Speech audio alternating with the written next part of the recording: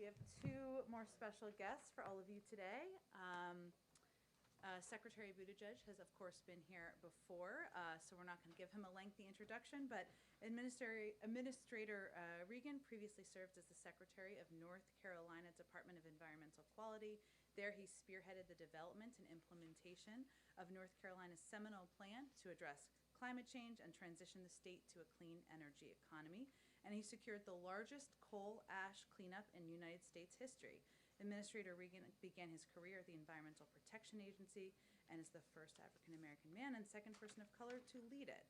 I will also just note before we go to them, Secretary Granholm, Secretary Buttigieg, and Secretary Mayorkas will brief the full House and Senate this evening as well. They'll take a few questions, but I will turn it over first to Secretary Buttigieg. Thank you, Jen. Good afternoon. Let me start just by saying that we know that the cyber attack on the Colonial Pipeline is affecting fuel supply for some Americans. And throughout the administration, we have been working around the clock to help Colonial return its pipeline back to normal operations quickly, safely, and securely. The President has directed us to bring all government resources to bear to help Colonial to resolve this.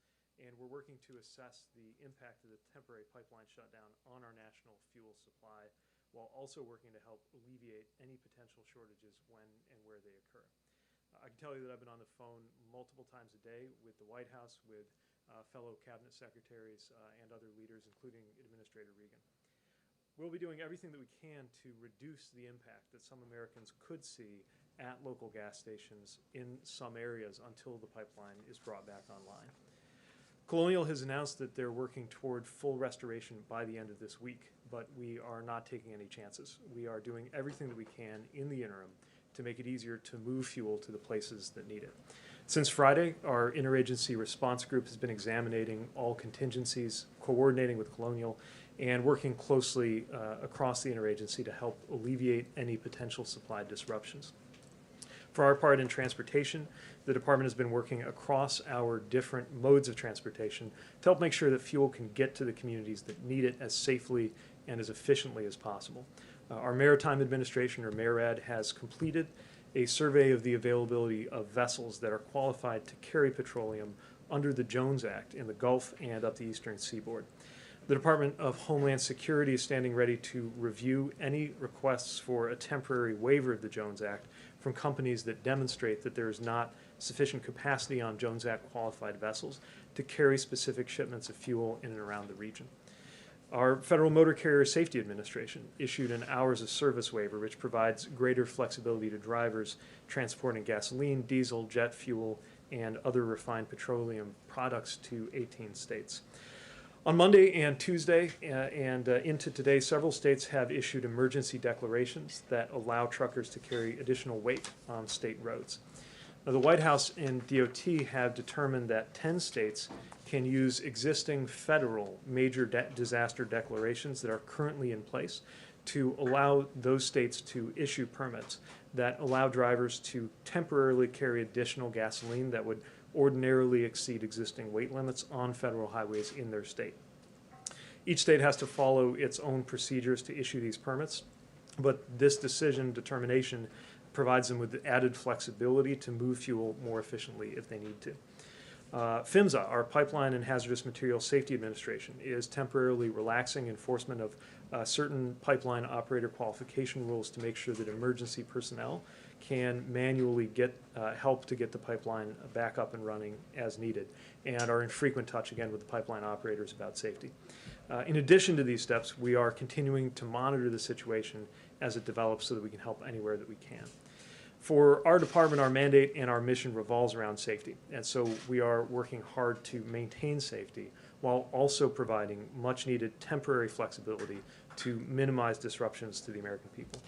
And DOT is in regular contact with state and local governments and with members of Congress, as well as with retailers and other companies in the sectors that are impacted. And of course, we're in constant contact with our partners across the federal government to coordinate the response. So together, we are working to assess the impact of the shutdown, offer emergency assistance, and of course help Colonial return to normal operations.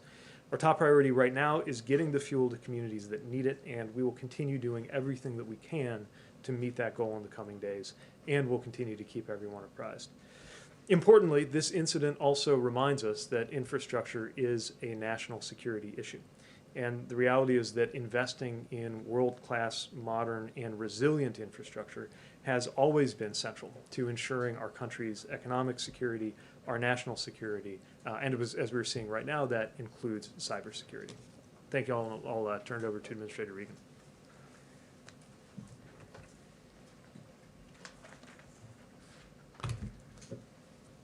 Thank you, Secretary Buttigieg. Jen, it's good to be here with you today. You know, as Secretary Buttigieg mentioned, the President has directed a government-wide response to the Colonial Pipeline shutdown. And at EPA, we're doing our part to mitigate the impacts that people and communities might be experiencing.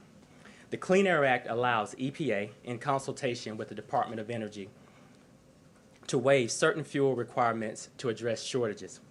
After careful evaluation, EPA and DOE concluded that extreme and unusual fuel supply circumstances exist and that granting short-term waivers is consistent with the public interest. EPA issued an initial waiver on Tuesday morning and later issued a second, more expansive waiver that covers 12 states and the District of Columbia. EPA waived certain gasoline requirements, specifically the requirement for low volatility conventional gasoline as well as reformulated gasoline. While the waiver alone will not resolve the supply situation, it will help alleviate supply shortages. The waiver allows the use of any residential winter gasoline that may exist in the region. It will also allow butane to be blended into existing fuel stops, increasing the supply of gasoline by up to 5%. EPA granted the waivers to help mitigate the supply shortages of gasoline in the affected areas until normal supply to the region can be restored. EPA followed an orderly process when assessing and issuing the fuel waiver. Any such waiver is limited in both geographic scope and in the duration to mitigate any potential impacts to air quality. At this time, we do not anticipate air quality problems from these limited waivers. In assessing the situation and issuing the waivers, EPA has been in close coordination and communication with all of the impacted states. Our partnerships with the states is key to being able to effectively respond to the developing situation like this one. Going forward, we will keep coordinating with our state colleagues to assess the situation on the ground and to determine whether we can provide any future flexibilities to alleviate impacts for people and communities in these affected areas. We understand that there are shortages resulting from the Colonial Pipeline shutdown that cause stress and confusion in people's lives. Our response underscores the importance of President Biden's All of Government Directive, which asks federal agencies to harness our collective expertise and work in sync when urgent matters arise. This interagency effort is the linchpin to a swift and coordinated response. And with that, I'll turn it over to Jen. Go ahead. Thank you so much. One question for Mr. Regan, one question for Mr. Buttigieg. Many of your fellow North Carolinians cannot find gasoline right now. What's your advice to them about what they should do and what they shouldn't do until this situation is resolved? Yes, we are in very close coordination with my home state, just like the other 12 states. I think the folks should follow the advice of the governors and the attorney generals, which they're asking folks not to panic, not to hoard gasoline, and to watch for the updates that are coming from the federal government. We have some really good coordinated efforts at the federal, state, and local levels, and we're working very hard to alleviate these circumstances. And then, Secretary Buttigieg, you mentioned that this situation shows the importance of world-class infrastructure. What could have been done, or what should be done to prevent something like this from happening? Well, this is part of what we have in mind when we talk about resilience. We need to make sure our infrastructure is resilient to climate security issues caused by the increased frequency and severity of weather events, but we also need to be sure that we are resilient in the face of cyber threats, and certainly in the kinds of things that the American Jobs Plan will be funding and supporting. I think part of the expectation for local authorities or states or other bodies seeking to get funding is that there be robust cybersecurity resilience and planning written into that. This is not an extra, this is not a luxury, this is not an option. This has to be core to how we secure our critical infrastructure, and that includes infrastructure that is not owned and operated by the federal government. We're being reminded that private companies and often local authorities own and operate so many of the critically important utilities and other infrastructure we count on. Peter. Secretary Buttigieg, is the fact that this one ransomware attack could take down roughly 45% of the East Coast's fuel supply mean that we should be building additional pipelines going forward? Well, in this case, this was an issue about how a cyber attack impacted a pipeline that's there. I'm not sure it really speaks to the number or quantity of pipelines or their throughput. I do think it reminds us that we need to make sure that we have the most resilient and flexible infrastructure for the future, especially when it comes to something like energy. We've now had, you could argue, two major wake-up call experiences, one in Texas and now one here, each with a different cause, but both reminding us about the work that we have to do as a country. Jeff?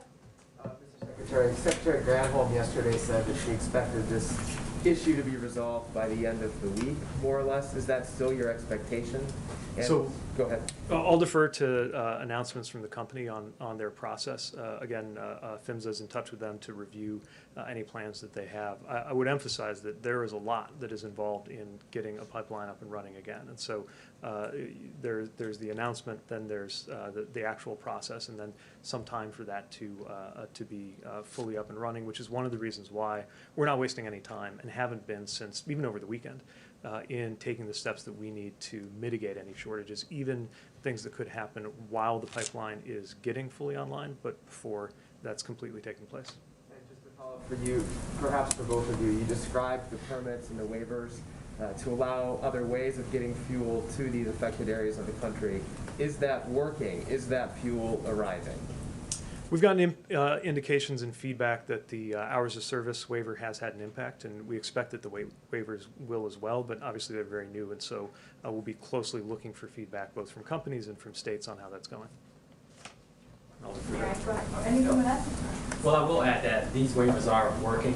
We've seen an exceptional response from all of our states who are very appreciative of these waivers. It does expand the fuel supply. It allows for fuels to be moved around more freely in the region, and it does relieve some of that tension. And so we'll continue to work closely with our states and our partners to ensure that we are taking all of the actions that we can to alleviate some of these situations. Mary? Mr. Secretary, we now see gas above $3 a gallon for the first time in 7 years. Bottom line, what's your message to Americans who are worried about how this is going to impact their wallet? How long do you think this is going to last? And do you think prices are going to go up even further? Well, my message is that we understand these concerns, that we've seen that in a lot of the impacted geographies that this is a real issue, and that's one of the reasons why we've been working with every lever of government that's available, and not the federal government as an island, but interacting with states and with companies to address this. So, I can't speak to long-term energy markets. Obviously, this is a very specific and acute issue, but we recognize the concern that's out there, and that's why we haven't wasted any time to get into action, and it's why the President has directed us to be really thorough in examining all of our different authorities and all the different pieces of our respective agencies to be helpful. Jen? The administration has been saying that you're willing to consider Jones Act waivers. Have any requests been filed? And since the Maritime Administration has finished the survey, what's determined about how many Jones Act compliant ships are truly available right now, not under contract near the Gulf, et cetera, that help? So I can't speak to any specific waiver requests going on right now, but what I'll say is that this merit has acted very quickly to provide what is essentially one of two parts for this determination to happen. One is the analysis that they do, and then the other part is, of course, for Homeland Security to pick it up and run with it. And we'll continue making sure that they get any information they need and be able to turn it around quickly. The level of analysis that's already been done, my understanding is previously that's taken a couple of days, and MARAD was able to do it in a matter of hours. So they're moving quickly, and bottom line is stand at the ready to very expeditiously process what comes in.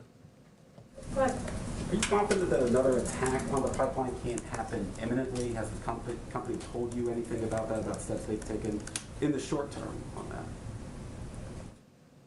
We can talk about this. I mean, they're speaking to their specific programs, but I will just say that we're probably not going to get into details about the company's own preparations. We've talked about the fact that this was a ransomware attack, that these threats have been out there for some time, and it's certainly a reminder to this company and others to continue to harden their cybersecurity.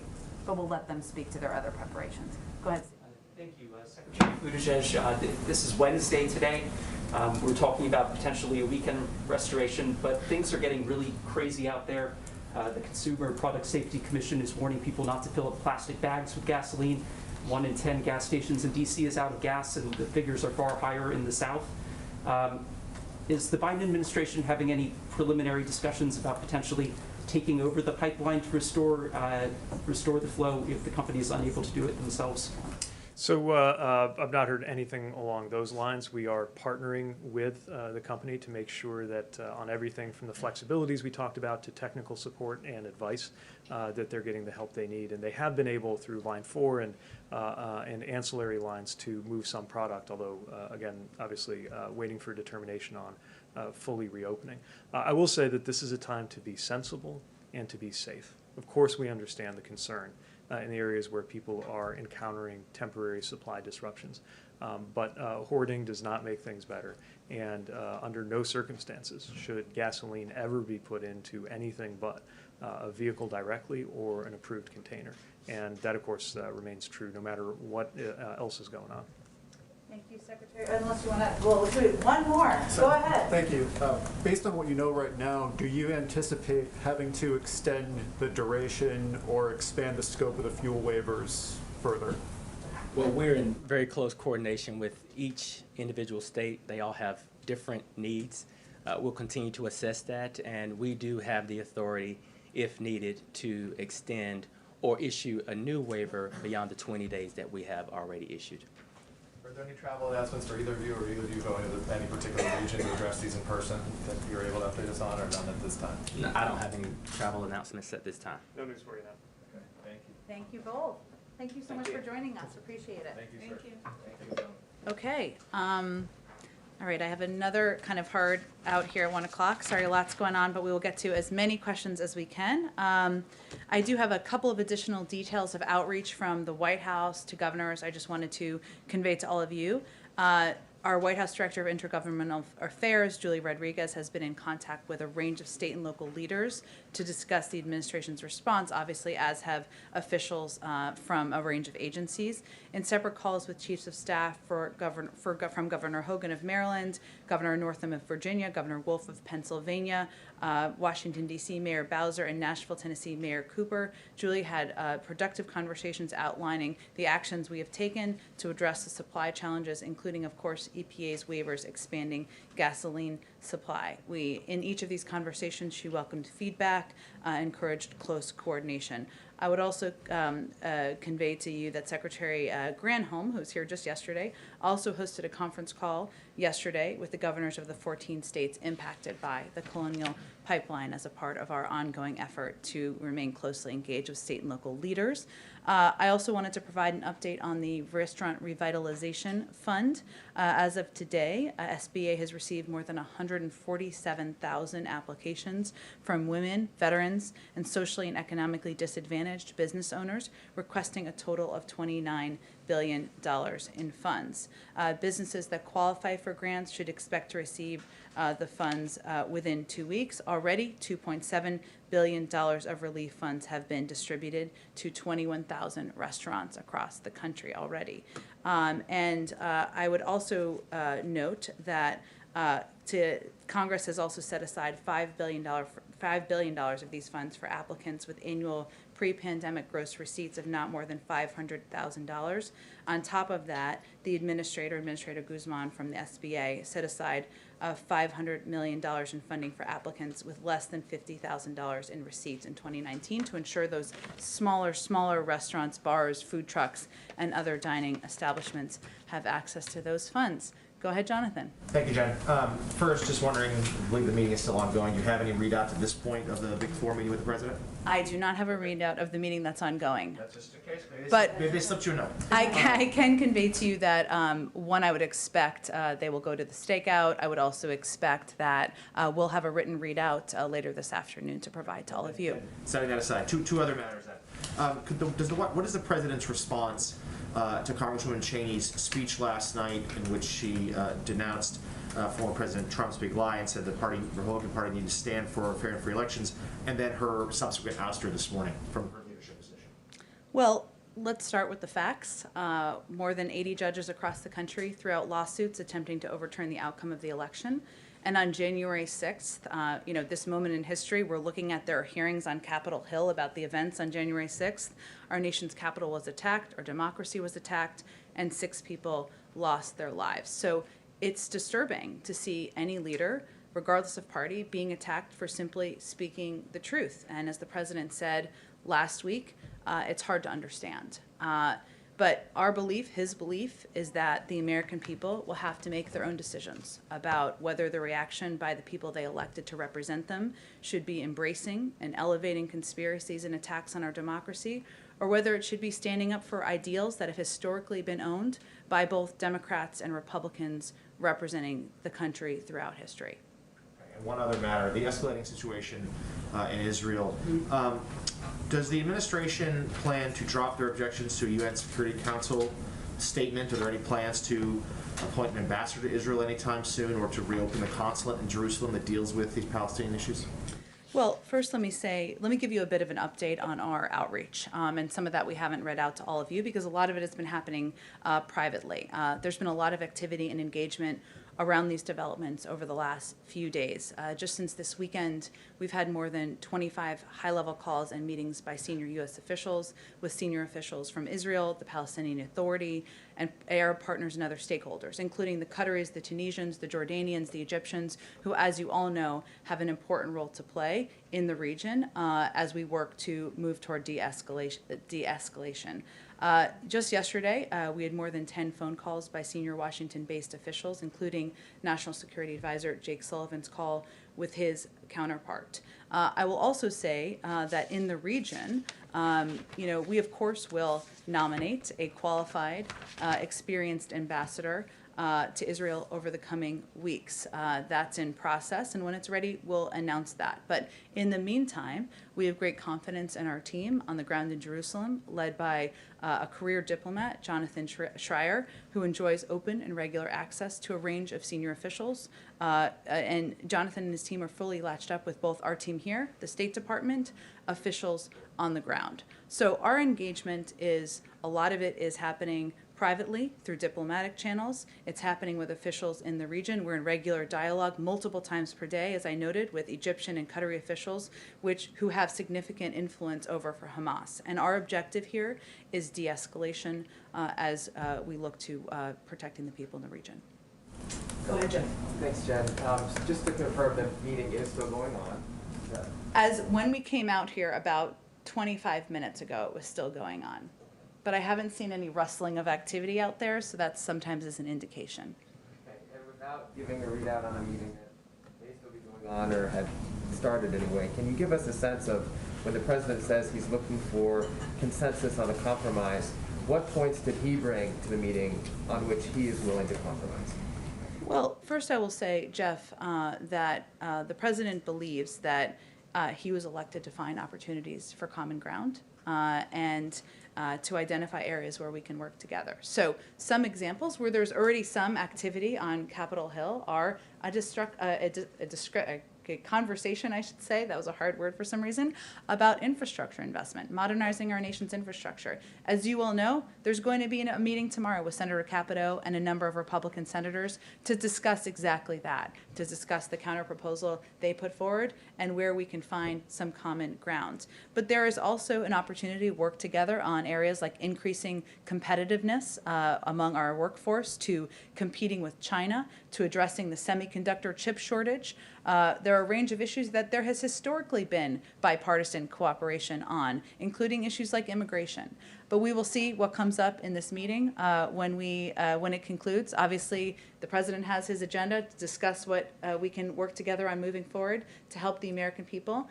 Each of those 4 leaders who are coming, none of them are wallflowers. I'm sure they will have items they want to discuss as well, and I expect they'll share that with you when the meeting concludes. Would corporate taxes be one area where he may have said, I'm willing to go to 25% instead of 28%?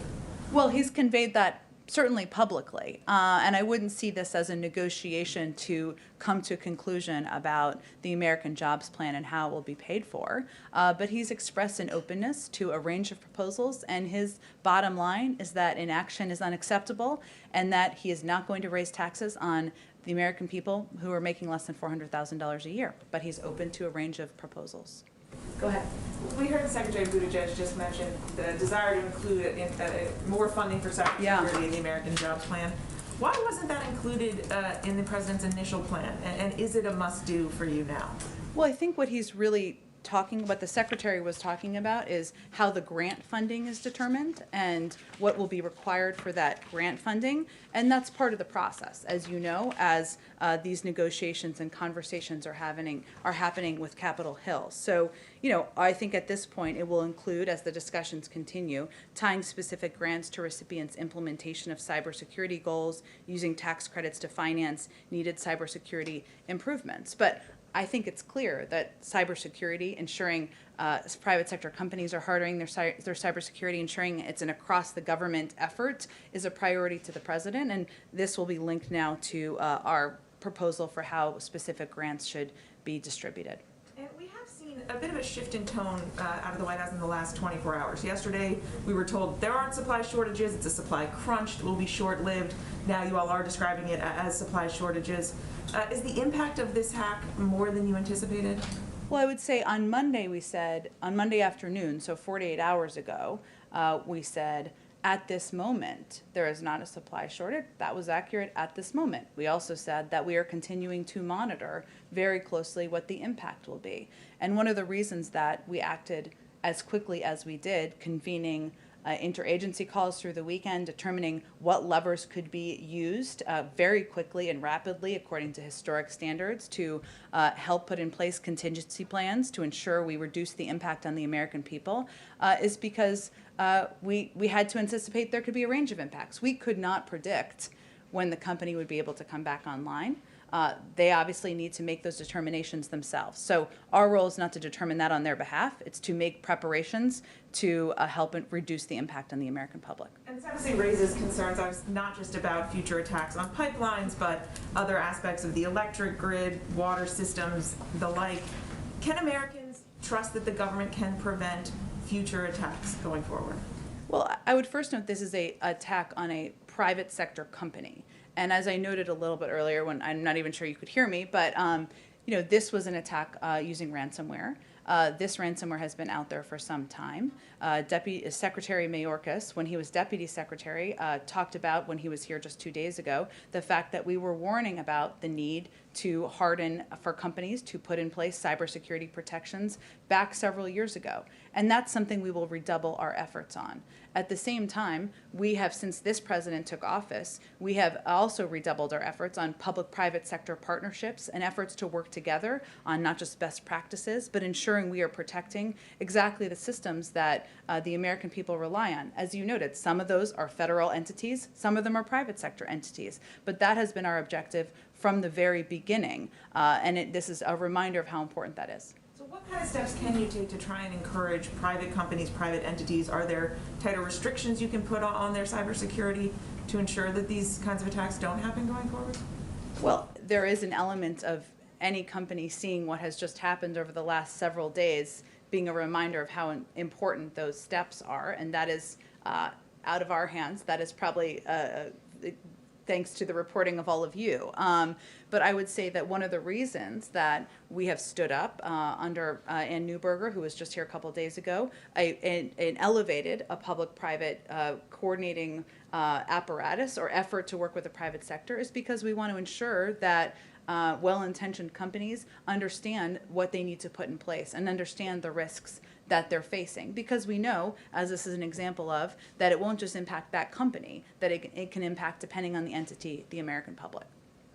Go ahead. How can the president work with Kevin McCarthy, who's poised to anoint to a position of leadership of the Republican conference someone who does not believe in the legitimacy of the last election? Well, the president is no stranger to working with people who he disagrees with, or he has massive fundamental disagreements with. The facts are on our side, and more than 80 judges across the country threw out lawsuits attempting to overturn the outcome of the election. What the president believes his role is to lead by example and to offer an alternative of leadership to the American people, which is reaching his hand across the aisle, offering to work with members of both parties on addressing issues the American people have concerns about. We heard from, I want to ask you about ransomware. We heard from Buttigieg and from the administrator of the EPA just moments ago. If you can help, you speak for the president. What is his message to Americans right now who are worried about the supply of gas and rising prices? His message is, I understand, and I am doing everything I can, using every lever of government to ensure we reduce the impact on the American people and their lives. Whether it is because they want to do travel for the weekend, whether they are going to visit their grandchildren because they just got vaccinated, just to incorporate another objective, or whatever it may be. And his concern his focus from the very beginning is do not halt. Act. I need you to act. I need you to take action to put every step in place that is possible. Did Colonial, I think I know your answers to these, but I want to ask them, did Colonial pay the ransom already, or will they pay it? I would send you to Colonial to answer that question. Of course, the guidance from the FBI is not to do that. Does the U.S. government know whether they paid or intend? I just don't have anything more for you on that. Do you believe that the public and the government have a right to know when a major national security asset, like in this case, pays or would pay a ransom to the Russians? Well, first of all, Peter, we have not made an official attribution aside from the individual. To whomever. Okay, but that's an important point. Just for clarification, official attribution, I will say that there is advice and guidance we give from the federal government because we know this incentivizes additional attacks. That is guidance that's given from the FBI. But this is a private sector company, and I would refer you to them for any questions about what they have or have not paid. Thank you, Jen. Go ahead. Thanks, Jen. Going back to the topic that Peter first touched on, Yeah. how does this president approach negotiating with someone who says that 100% of his focus is on stopping this administration? Well, I would say first, this is a meeting where they could spend the entire time talking about areas where they disagree, including who won the election. And the president has 80 judges in courts and tens of millions of Americans behind him on that piece. But he doesn't find that particularly constructive. Clearly, the Republican Party has to work out who they are and what they stand for. But this is not a meeting that's focused on that. So the president has a long history of working with people where he has strong disagreements, and his objective and his focus and his time today, nothing more valuable than the president's time, is going to be finding common ground, and that's how he'll approach it. More broadly, how would you say that this administration approaches the art of compromise differently than, say, the Obama administration did? What did you learn from those 8 years? Well, first I would say that the vice president, and the president was the vice president at the time. He was not an outside actor, right? And he worked in close partnership with then President Obama to get a lot of work done for the American people, from the Affordable Care Act to the American Rescue Plan to moving forward an agenda in what we felt was the right direction. In terms of lessons learned from that period of time, I think that anyone who spent 8 years as vice president would probably look back and think, what would I have done differently at the time? I'll let him to speak to that more specifically. Go ahead. Okay. Just looking ahead to tomorrow's meeting, what do you expect to gain out of that meeting? We talked to, I believe, all of the offices for the Republican senators who were involved, and one of them said, if the White House isn't prepared to come down on its overall number or change the funding structure, then this is all pointless. What's your response to that? The president's been clear, as have I, speaking on his behalf, that he's open to compromise, and his only line in the sand is around inaction. And certainly, I don't think anyone anticipates, including the members attending, for this to be a definitive meeting with an outcome where everything's signed with a bow or tied with a bow at the end.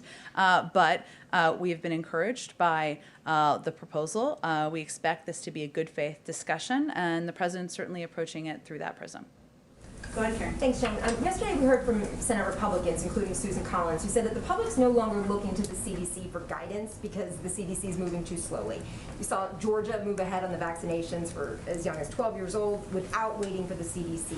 Is the White House concerned that the public is tuning out the top health experts?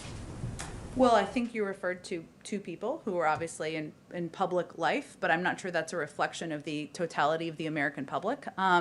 What we know is that, or how we've approached things, is that we believe that health and medical experts should be our North Star, and that leaning on them and their data analysis and their review of what they think the guidance should be to ensure that the American people can be confident in that should continue to be our North Star. So here's what we also know. As more people get vaccinated, there will be less and less need for certain restrictions. And the CDC has said they will continue to evaluate the science and update their guidelines. But our objective is to ensure that the American people have confidence in the fact that we are leaning into, we're not making political decisions, we are leaning into the advice and counsel of medical experts. Sometimes people may feel that's slow. We understand. It's frustrating. I'm tired of wearing a mask too.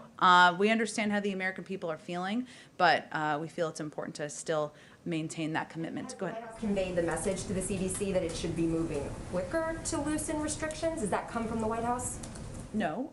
We have conveyed that we will continue to abide by the health and medical advice of our health and medical experts, many of whom are working at the CDC, and we look forward to, as more people are vaccinated, them continuing to update their guidelines for the public. Quick one on infrastructure. You had said earlier that you wouldn't see this as a negotiation to come to a conclusion about the jobs plan and how it will be paid for. Knowing you can't give a readout of the meeting that's perhaps still going, what did the president want to leave the room achieving today? Like, was there one thing tangible that he wanted to walk away from this conversation saying, we hit this point, we move this forward? I think the president wanted to convey that the world is not waiting for us to work together here as Democrats and Republicans to increase our own competitiveness, to invest in the American workforce, and they're not waiting for the resolution of a leadership fight. They are waiting for us to, they are waiting to see what we will do and what we will do in this moment. And the stakes are too high not to work together to pass an American jobs plan, to invest in infrastructure, and to make us more competitive. And he wants to certainly convey, and I think his actions convey this, that he wants this to be a good faith effort and negotiation, and that's why he invited him down here. All of them. Sorry, go ahead, Jen. Two things. One, just very quickly, it seems like the leadership meeting has been out. Yeah. I don't know Should we wrap? I don't know if there's anything that you kind of had embargoed until that was over that you want to add about the meeting? I do want to give you an actual readout of the meeting. So I have not, I don't have any update on the meeting. And if anybody wants to go out there to a stakeout, I will not take it personally at all, or no one who's watching. About the inflation report today. Yeah. And how the administration sees these numbers, is there a concern that high inflation is going to continue for a long time and that the administration might need to rethink its spending plans? How high a monthly reading is the administration willing to see kind of quarter after quarter? And then, there's a phrase that's been used a bit by some administration officials, including Cecilia Rouse, saying that it's transitory. What does that mean? Is that thinking about the next couple of months or through the end of the year, just as we're seeing these bumps that, might spike up some numbers, or you might see low jobs numbers, and it's all just kind of the economy getting back to, normal? Sure. Well, first let me say that obviously our CEA chair has said that, but it reflects the consensus view among economists that our country is experiencing a massive transition from the slowdown during the pandemic to flipping the switch back on as we are continuing the path to recovery, that we would see a specific number of months or quarters where there is a transitory increase. And that's something that we have prepared for and that most economists say will be temporary. I will say there's some interesting data. It will be interesting to us, I think, hopefully to others. But, for example, that as we looked at this data, so airfares increased by 10%, but are still almost 20% below pre-pandemic price levels. Hotels also saw a price increase, but remain below pre-pandemic price levels. So Americans are feeling more comfortable traveling again. That's a good sign. And a lot of these price increases are still below what they were prior to the pandemic. We're also seeing in the data that some of the price increases impact a reflection of the supply chain pressures. So if you look at used motor vehicle prices, that accounted for more than a third of the increase, and that it was an impact in large part because there are fewer new cars, and as a result, there are more. And that is an impact of the semiconductor chip shortage, right? So there's a couple of data points that are specific to this moment, and we knew just as the economy sort of shrunk and shut down that as it's turning back on, there would be some of these impacts. But we are constantly tracking. We have shared our expectations on inflation. As we experience this massive transition, we continue to chart our path to recovery, and we know that a number of the investments that we have proposed were long needed even before the last several months. Just one bigger picture question. You have these surprising inflation numbers. The jobs number was much lower than expected. Situation in Israel, the pipeline. Does it suddenly feel like the external world is turning on you guys, or that you suddenly are juggling a lot more crises, or any concern about that? That's what we're made for here. We certainly know that, and the president knew from having served as vice president for 8 years, that when you walk in and you're the leader of the free world and you're overseeing a country that is still working its way through a pandemic and an economic recovery, that you have to be prepared to juggle multiple challenges, multiple crises at one time, and that's exactly what we're doing at this moment. Go ahead, Courtney. Thanks, Jen. I just wanted to follow up on what you said about the president nominating an ambassador to Israel in the coming weeks. I wanted to go back to Jonathan's question. Is the president considering reopening a consul or consulate general in Jerusalem? And then more broadly, when can we expect the president to announce his more high-profile ambassadorships? And will that come before he travels in June? It's not timed to a trip, I will say, but I would expect we'll have more in the coming weeks. They go through a process of consideration and obviously final decisions by the President of the United States. In terms of the question about reopening the consulate, I would certainly point you to the State Department. They may have already addressed that, but they'd be the appropriate entity for that. Go ahead. Thanks, Jen, and thanks for continuing to take questions despite this weird situation. I know, but it's okay. I know people wanted to go out there, but yeah. So I've got two questions, okay. Two areas. I'd like to ask quickly about jobs and also about a couple of press freedom issues, which of course I imagine is important to everyone here. The first one on jobs, the Brooklyn Chamber of Commerce just polled 200 small businesses, and 64% are having trouble hiring people, 42% of them cited the higher COVID-19 unemployment benefits. University of Chicago separately estimated 42% of people are getting more money not to work than they would have in their previous jobs. President Biden said on Monday, quote, no one should be allowed to gate in the system, and we will insist that the law is followed. Has the White House done anything to, instruct states to more severely enforce the rules on unemployment benefits? We certainly expect any state is enforcing the law, but I would say that what we've seen across the majority of economic data and from the majority of economists is that the biggest impacts and factors are the pandemic and the fact that we're still recovering from a pandemic, and people having concerns or issues with childcare or fears, if they're not yet vaccinated, about going back to a workplace. And there are a number of steps we've put in place, including assistance to restaurants, as I noted earlier today, to small businesses to ensure they have that vital assistance at this point in time. And obviously for bigger companies, we've been encouraging them to use some of the $1.4 trillion in assistance they've received to pay higher living wages. But those are the range of factors that most economists believe are the issues at this point in time, even though we look at data over the course of several months. And over several months, we've been creating about 500,000 jobs a month. So when President Biden says that, he's basically just putting it out there that states should enforce it and that people should comply with the rules in place, not necessarily that there's anything new the federal government's doing.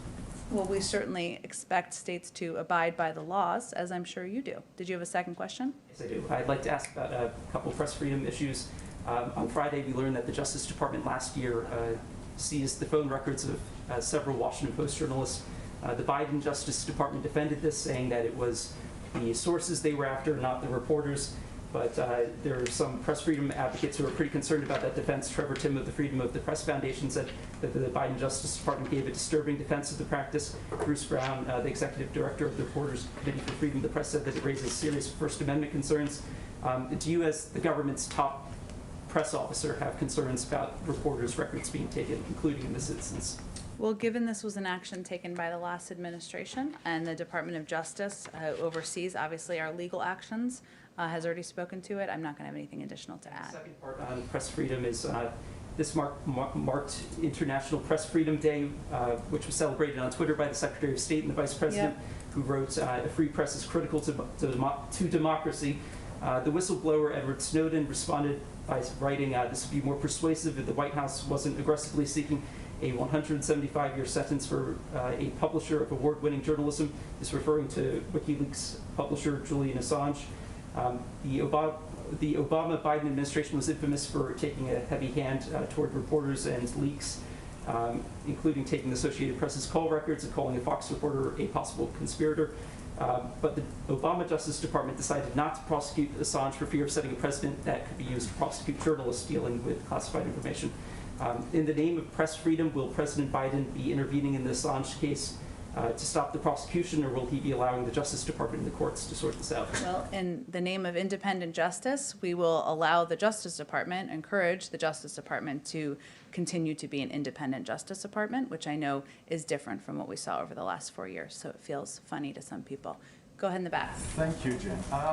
First question about the potential closing of the Line 5 pipeline in Michigan. Has the president been in touch, in contact with Prime Minister Trudeau? That's in the courts, so we're not going to have anything to add. It's in a courts process right now. The amicus brief of the Canadian government in the U.S. federal court describes the potential closing as a massive and potentially permanent blow to Canadian economy and energy security. Is this a way to treat an ally like Canada? I think we've talked about in here how important of a partner Canada is and will continue to be on a range of issues, from addressing the pandemic to just being a regional partner on facing issues around the globe. But this, again, is a situation that's in the court, so I'm not going to have more comment on it. I got to go around to other people because I have 3 minutes left. I'm sorry. Keep going. I just have 2 quick ones. So my first question, I wanted to ask about, there's a recent New York Magazine article about how the White House polices language in Washington that I'm sure you read the other day. And a particular graph points to an Associated Press memo that advises reporters against using the word crisis, which the administration has said that they're not going to use the word crisis for the border. It cites a person close to the White House as saying that one very real possibility is that this strategy works. They may get criticism and think pieces about it, but at his 100-day mark, Biden is the most liberal president we've had, and the public thinks he's a moderate. That's a winning strategy to me. they're willing to accept that you're going to write this piece as long as they know that swing voters in Colorado aren't going to read it. So does this reflect the White House's thinking that the goal is for Americans to view the president as moderate as he pursues, according to the, quote, the most liberal agenda that we've seen? There was a lot packed into that question. Must have taken some time to write. I will say that our goal is to implement solutions as it relates to the challenges at the border, and not to be caught up in semantics of what we call it. Because at the end of the day, what we've seen is a massive reduction in the number of children who are being detained in Border Patrol facilities thanks to the actions of this administration. We've seen a massive reduction in the number of hours kids spend in Border Patrol facilities. And we're continuing to work to get kids into the arms of their family members or to sponsor homes. And that's what our objective is. I can't speak to a blind anonymous quote from somebody outside of the White House, which we'd all be for banning those if others would want to commit to that as well. Go ahead. Go ahead. Sure, thank you. What contingency plans are in place if Congress can't come to a quick agreement on increasing the debt ceiling? Since Secretary Yellen suggested that Treasury might exhaust the so-called extraordinary measures sooner than some analysts have estimated. Well, let me just first say that we fully expect Congress to act in a timely manner to raise or suspend the debt ceiling, as they did 3 times on a broad bipartisan basis during the last administration. And as you know from covering it, raising or suspending the debt ceiling does not authorize new spending. It merely allows Treasury to meet obligations that Congresses have already approved. So that's what our focus is on, and we certainly expect them to follow suit of the last several administrations, or last several times they raised it. Go ahead in the back. Thank you, Jen. Thanks Just for your patience. No problem. Just a few quick ones, and Sure. I'll be quick. Does immigration continue to be a priority in these meetings that are so important, and they could do a lot for the progress of an immigration bill? Well, again, I can't, it's hard for me. They may have read some of it out to read out a meeting that was still going on when I came out here, but the president remains committed to that immigration continues to be a top priority for the president. That's why he proposed a bill on day one. That's why he communicated in his joint session speech that we should look for ways to find common ground, find agreement on what pieces we can move forward. And he certainly believes, even as we've made progress at the border, that in order to address this over the long term, we need to put in place long-term solutions. So he will continue to absolutely advocate for it. But I don't know if it was a topic in the meeting yet.